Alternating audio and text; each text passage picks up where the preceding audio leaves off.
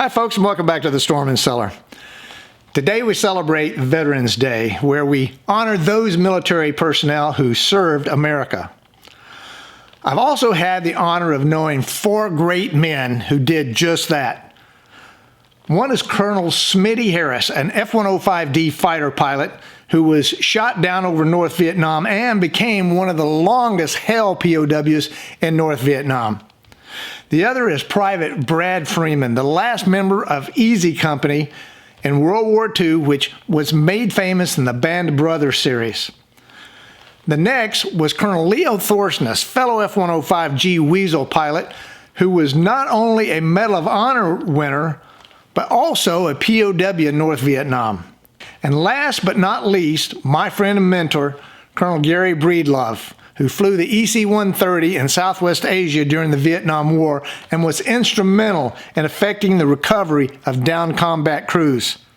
So let's listen to each of their stories. I was on a mission to hit the Hom Rong Bridge near Thanh Hoa on the 3rd of April.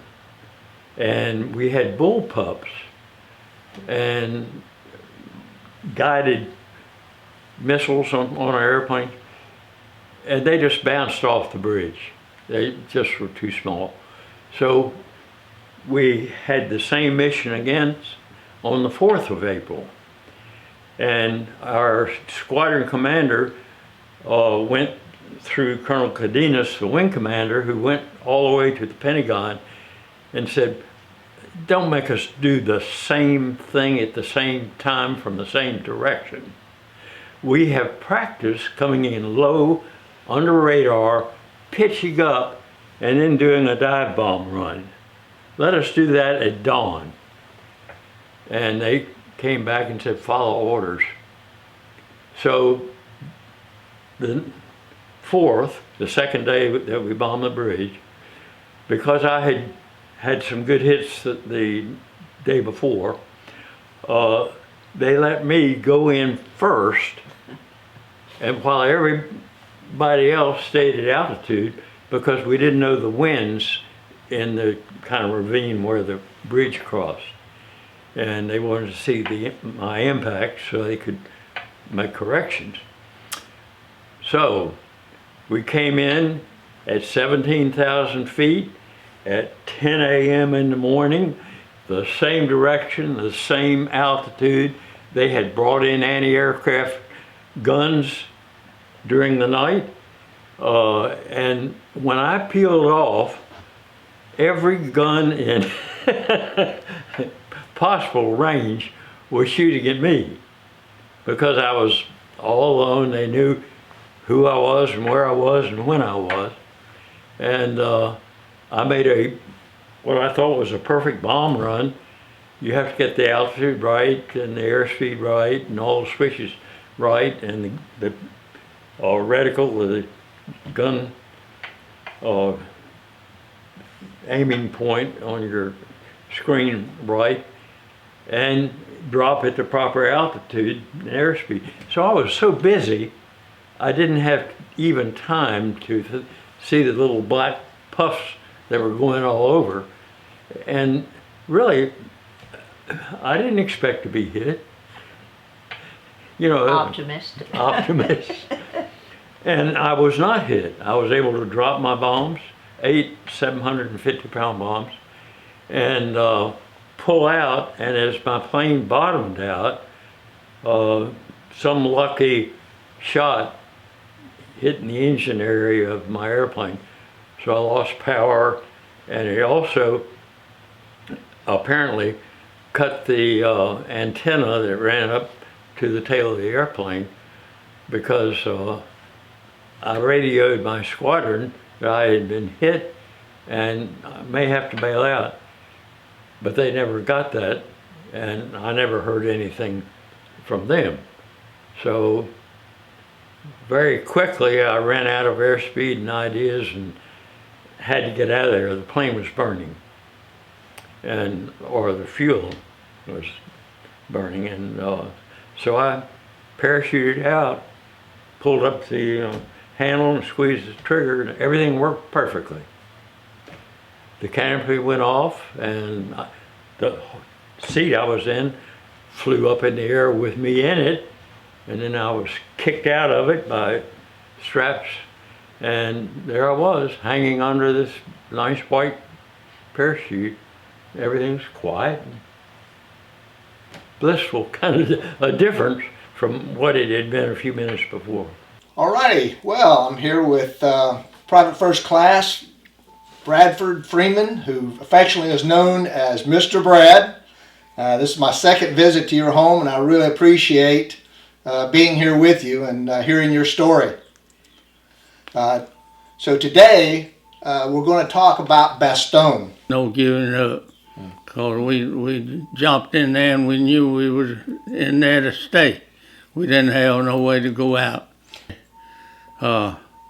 It started snowing, and it snowed for 5 days, and no nothing.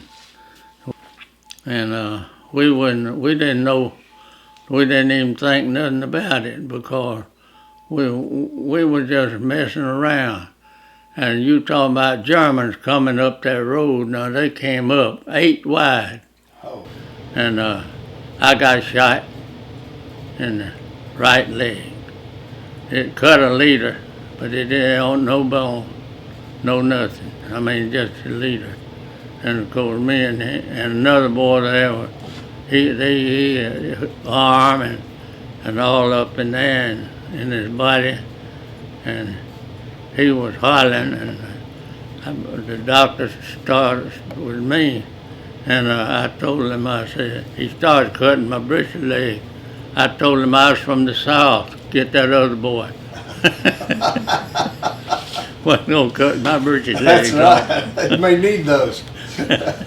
And so he took care of him, and then we started down the road again, and that same gun was one of them spinning kind, and that's, I can't think what it was, but anyway, yeah, we got shot at again, and me and him were going down the road. I could walk, but I didn't know which way my foot was going. Yeah, okay. And so so they got me over there, and whenever they got a hold of me, they put me in an airplane and shipped me back to England. The Medal of Honor is the highest award given by our country for acts of heroism and valor in combat. This is the story of one hero. 19-year-old Leo Thorsness enlisted in the Air Force in 1952. Thorsness would serve for over a decade in a peacetime Air Force, until 1966, when Vietnam became his war. Vietnam was the first time there was surface-to-air missiles that could shoot down airplanes. Our job was to find and kill SAM sites. On April 19, 1967, Thorsness was leading 4 planes on a mission over North Vietnam, deep within enemy territory. We had destroyed one SAM site, we rolled in another one, and my wingman got hit. Despite being low on fuel, Leo continually risked his life protecting his fallen friends by putting himself and his plane in between them and the enemy fighters. 11 days after I flew that mission, which I finally received the Medal of Honor for, I was shot down. It's hard to hide in a parachute. That's really hard. We were probably a mile apart, Harry and I. We were both captured. They interrogated Harry and I separately in a pig pen, literally pig pens. It was a very brutal time, and it was very difficult. You know, we get into the prison system and you work your way through it. 3 years were brutal, 3 years were boring. When I came home, a total of 6 years after the action or so, a little over that, I received a Medal of Honor. It's hard for me to convey how important freedom is, and I didn't appreciate it, and I don't know that anyone can until they've lost it. It took a lot of adjusting to get used to that routine of not having your freedom, and that's why freedom turned out to be, no doubt, the most precious commodity we have. Still am, yes, sir. Well, as I said, you served with ABCCC, the Airborne Command and Control Center, flying as a weapons controller, and for the 7th ACS, the 7th Airborne Command and Control Squadron. And that was 1971, 72? April 71 and May of 72. All right. Udorn, Thailand. Cool. Now, a lot of people don't realize the ABCCC mission started in Vietnam, and of course you flew there, but you also flew as the last crew member on the ABCCC when you flew with our squadron. We had you out for the closing Thanks to your ceremonies. generous hospitality. Well, I tell you, it was an honor to have you there. Appreciate that. Absolutely. So tell me about your mission in Laos. I know you built 1,690 hours, combat hours, supporting operations along the Ho Chi Minh Trail. Right. Well, 7th ACTS had 2 orbit areas, southern Laos, northern Laos. I was southern Laos, and you had a day orbit and a night orbit. I was day orbit. Hillsborough was the call sign. The night orbit there was Moonbeam. In northern Laos, it was Cricket daytime and Alley Cat nighttime. But Hillsborough daytime Laos was primarily working the trails. You had 4 air controllers out there that flew different regions, and they kept up. They were out there every day flying the same region, so they kept up with activity. And they knew what was going on, and they needed ordnance or something like that. Then we could feed it into a forward air controller. They would basically be responsible to getting bombs on target in that particular region. And we had some work. We had intel officers on our airplane also. And they would be talking to some of the ground operations, covert ground operations that were going on, and they may need ordnance, so we could work that together to take care of anybody that had need for some weaponry. Museum. Well, like a museum. Of course, you weren't just flying EC-130s. You hopped on a lot of other aircraft. While a lot of guys were going into Bangkok or doing other things, you decided to fly on a lot of different aircraft. Tell me a little bit about that. At the end of everything, but people figure I was a little bit crazy, but about every 6 weeks, depending on the mission and the availability of crew members, you were eligible for what was a 3-day compensatory time off. And a lot of people would go to Bangkok or go on some of these local tours that were in safe areas of Thailand. Most of the time, 4 of those during the year, I went to different bases and flew with different crews. The first time I went over to Nakhon Phanom and flew OV-10 FACS over Laos, where we were, southern Laos. And I flew with a Erie mission up over northern Laos with the Shadow EC-119 gunships over northern Laos, which is, at night there's nothing but campfire lights. That's all you see out there. But before the mission got ready, the crew's about ready to brief, and guys they wondered who the heck this guy is. I'm just a strap hanger. And they're asking me about, well, what are you trying to get the tax break here or something like that? And I said, well, no, I already do that. And they asked me a few other questions, and they came to the conclusion, said, well, he's just crazy. You confirmed it for them. Crazy, stay away from him. Let him get in the airplane, have a seat, whatever he wants to do. That's it. But the other missions I flew, went down to Tak Lee, southern tip of Thailand, and flew with B-52s. We bombed over Cambodia, and with the KC-135 refueling mission. I flew with the EB-66s. I flew with the OV-10 FACS in Cambodia. But the most interesting one for me was I flew with the AC-130 gunships over southern Laos at night. And the interesting thing from a military standpoint is that you're shooting at them, and the AC-130 gunship was a very powerful and effective weapon. If they saw you, you were dead. They're going to finish you. But the other thing is they're shooting back at you. Everybody's got tracers, so you're shooting tracers to hit a target, and when you start shooting, they start shooting at you. Tell me about any interesting missions you may have had Navy CCC while you were there. I think the one that stands out for me because of the fact we saved a life. And the important thing about going to war with the United States of America is that when you have a downed airman, everything turns to the effort of getting that guy out safe. And we had that occasion happen. We were flying one day, and I was the primary controller at the time. And we went down. He got out safe. He's on the ground. So we start bringing everything we can in. Forward air controllers, fast-moving guys with ordnance to back off the enemy from where he was located, and then the search and rescue guys with the helicopters and the air-to-ground attack guys to help to push back the enemy and get the guy out. And we worked this mission about 2 hours and a half, and we got him out safely and got him back to his base.